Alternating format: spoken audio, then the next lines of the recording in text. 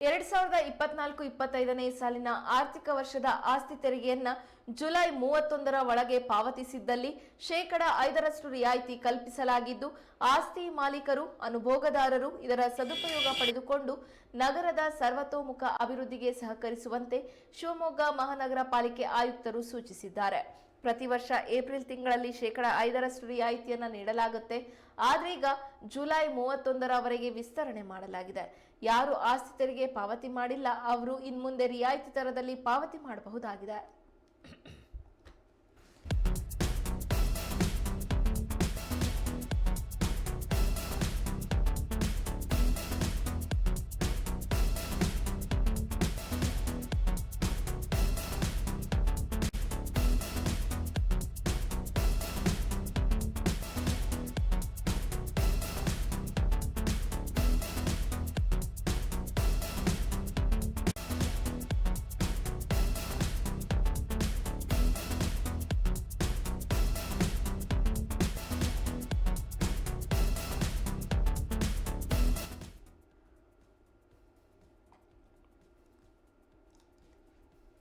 ಎರಡ್ 2024-25ನೇ ಸಾಲಿನ ಆರ್ಥಿಕ ವರ್ಷದ ಆಸ್ತಿ ತೆರಿಗೆಯನ್ನ ಪ್ರತಿ ವರ್ಷವೂ ಕೂಡ ಏಪ್ರಿಲ್